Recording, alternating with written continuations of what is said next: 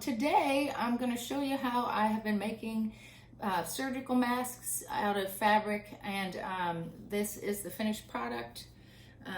They are made out of, cotton, 100% cotton. I've looked into a bunch of different ways to make it, and the way that I decided to do it, I feel like is pretty quick and pretty easy to do for a beginner. So without further ado, let's get started. So the first thing I want to show you is all the stuff we're going to need. First of all, your iron and ironing board set up, and your sewing machine, which I don't have set up right now, but I will. Scrap fabric, broadcloth is good. Anything that isn't too stretchy or doesn't unravel too much. Also, a good pair of scissors. I was kicking around 1/2 inch elastic, which will work. They recommend 1/4 inch. If you have that, great. Probably more than 1/2 inch is going to be too thick around your ear. Also, I love to use bias tape extra wide double fold because Bianca Del Rio, I'll tag you in the comments, because I learned a lot of ways to get around things and to do stuff quickly using bias tape. I also have a bunch of hem tape, adhesive tape that you can iron on. I have this left over from years and years of hemming choir dress hems. So if anybody has that sticking around, that's good too. It quickens things up. I think it's easier and quicker than making a hem in the edges of things. So that's one thought to speed it up. The other thing is, like, pattern wise, I like to, especially like when I'm doing a bunch of things, an assembly line kind of thing, is to cut out in cardboard the pattern shape. That way I can get my kids, if they're willing, to help me.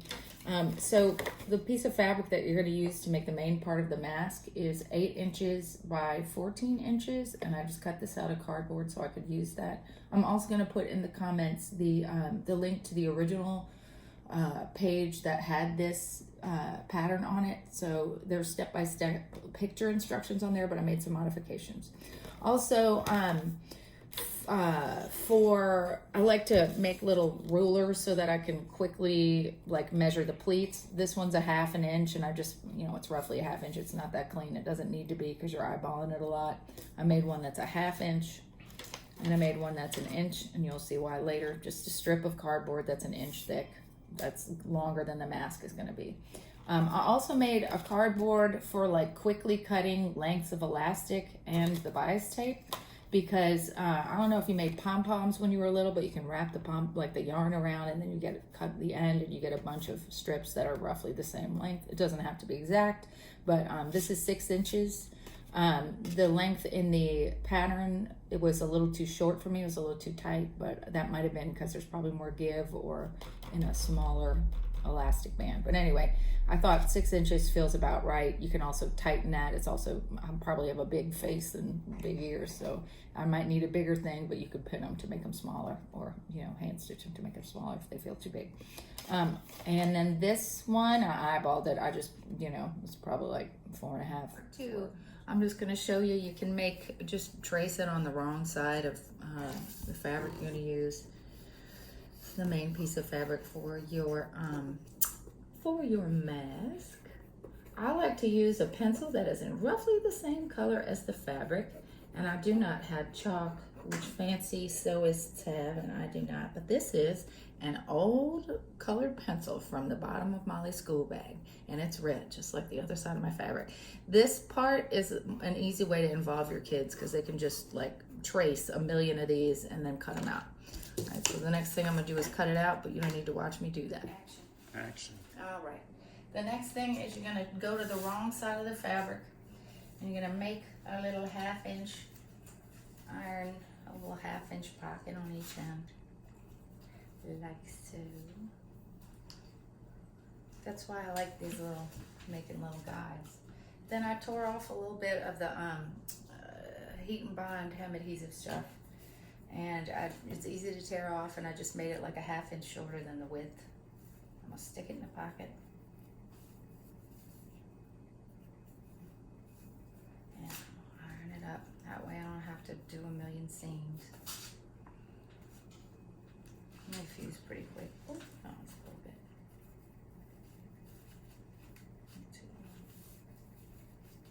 All right, same thing over here.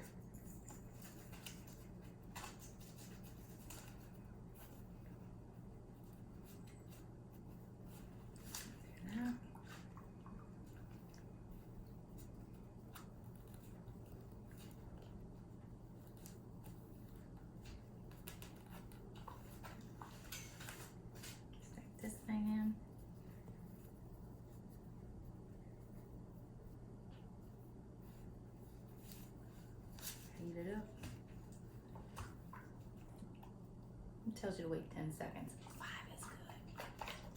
All right, now with wrong sides together, so that the right side is facing out, line up the top. And you're gonna leave this side open so that you can slip in whatever material, the vacuum cleaner bags, the coffee filters, whatever works. All right, I'm gonna make myself a nice crease over here.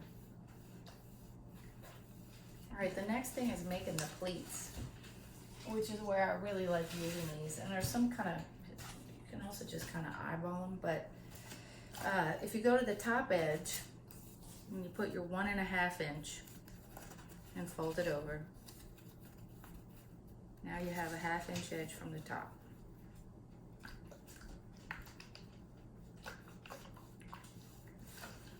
All right, then I'm gonna take my 1/2 inch to make the next one. So this is on the opposite side of the crease I just made.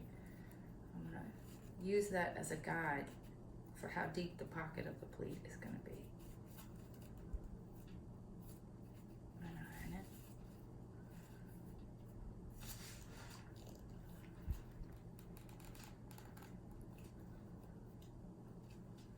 All right, so this is the longest part. This is like where your nose would be, the longest like pleated part, the longest pleat on top.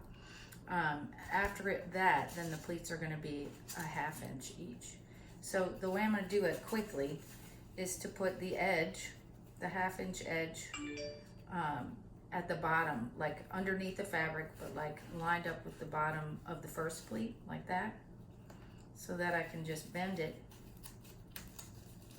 and make a new pleat. A lot of folks measure and take a million years, and I'm sure their pleats are much prettier ultimately, but I feel like this is effective and quick. Same thing. I'm gonna do one more pleat. I'm gonna put it, get those pleats back. I'm gonna put it at the bottom edge of the previous pleat, like that. Like that. Take it out. You can take it out before or after. Oh, I should have left it in. I was pleased to find out that the blue on the cardboard did not melt. All right, so now you have the shape of the body of the mask, and then I go ahead and pin the sides. I have a pinned one here. So that's all set.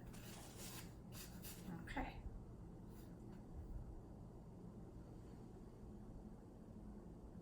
Pins, because I forgot how I did it yesterday, but I just wanted to put them so that I could quickly take them out with my little pin cushion right there. But I put them on the left side so that I can just, as I go, I only have a couple of sewing machine needles left, so I don't want to break one on a needle, so I'm sewing as I go. I'm sewing toward the direction of the pleats down. And I'm basting it, and I'm just using like 3/8 inch, around 3/8.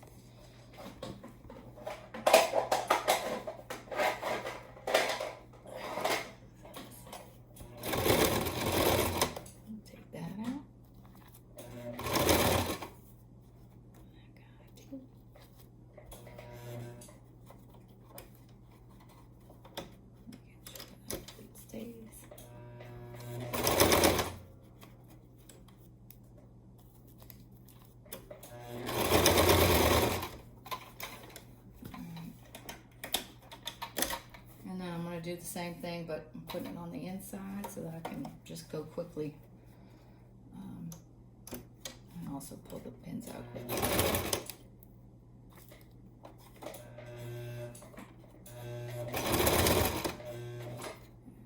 Pin.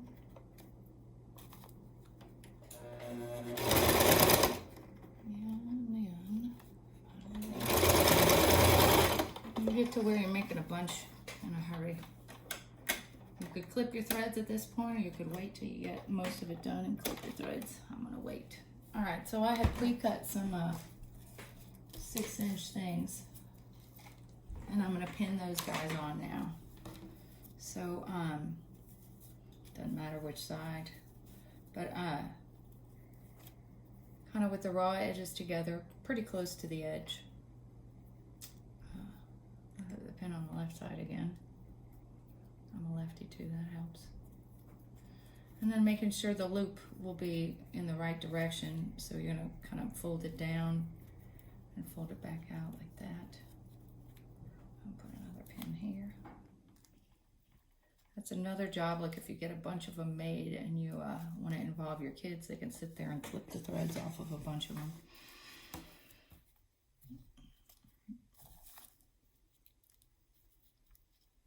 It's funky.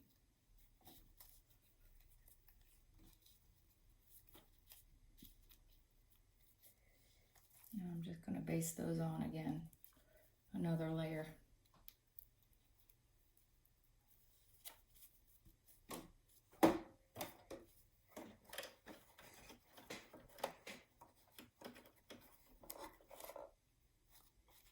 About the same distance from the edge, doesn't matter really.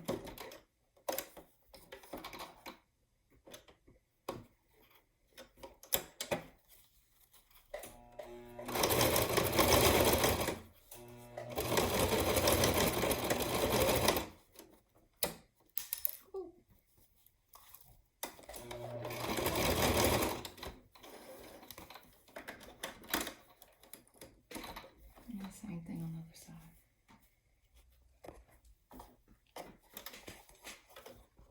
Alright, you start putting the bias tape on the edges. And I like to make it a little angle out, so like a point as you open it. And again, there's like much fancier ways to do this, but I'm just doing them in a hurry, about that far from the edge. And then I'm going to pin it. No, you know what? I'm not even going to pin it. I'm going to make an eyeball it and make the other side about the same. Let's see. Yep, just quick. Quick and dirty. Actually, I am going to pin it just to be sure. Like that. And do one side first and then the other. You could do them both in a crazy hurry. And I know there's much fancier, more detailed ways to use bias tape, but just for the sake of sweatshop efficiency.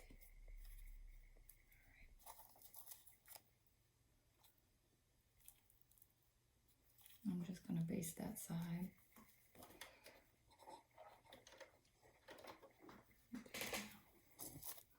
Feel like you could pin a whole bunch and come back and do a whole bunch.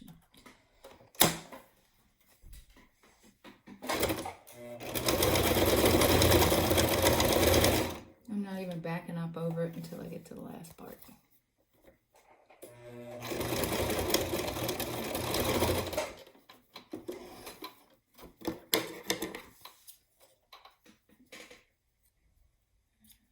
I could have looked ahead and tucked that in, but I didn't, so I'm doing it now. I'm folding it over. And I'm just going to do it by hand. You could pin it if you were really meticulous, you would pin it, but you get to your third bottle of wine late at night. Just kidding. Oh, something's happening there. Sometimes the interfacing at the, the hem stuff at the top is pretty thick, so you gotta kind of navigate over it. Again, I don't have the best size needles for that, but I'm making do with what I got. See, there we go.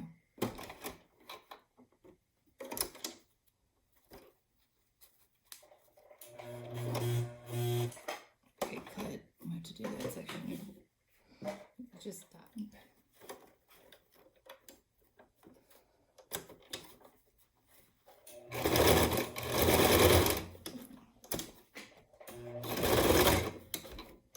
Pretty thick with the fusible stuff in there with the iron-on stuff, so you might have to pick up, and a thicker needle would be better, but I don't have one right now.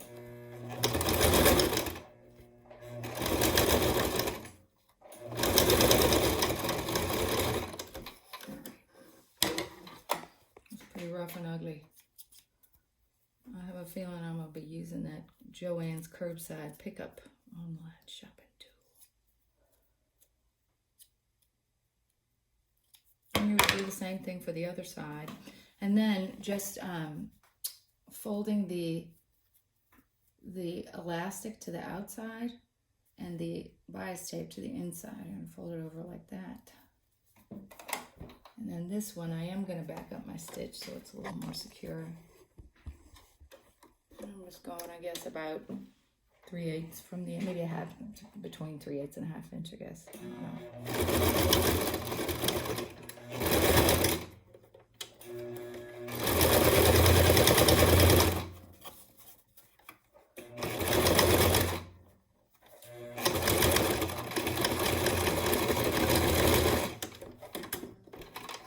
And then you're going to do the same thing to the other side. Good. I'm done. Okay, by itself, it's better than nothing.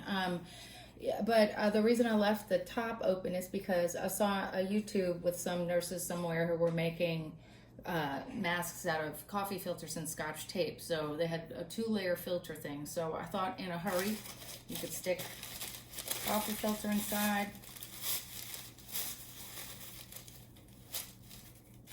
Like that. And you could also vacuum cleaner bags. One study I saw had vacuum cleaner bags as the second best fabric for that closest to the mask. So I just cut a piece that was a little smaller than the mask out. And I'm sure some of you might be more creative about making it fit better and just stick it in. Same deal there. Sticking it in and smoothing it out. I can't help but think that something like this would stay on a little better than a bandana or a scarf. So I just figured out that I think I made the ear loops too short. But it looks great too. So there you go. That's how I made my masks. I'm also going to experiment today with making one that's longer on the sides in case we run out of elastic, so that you could use hair bands and get like the fabric real close to your ear. Anyway, so that's the finished product. Enjoy.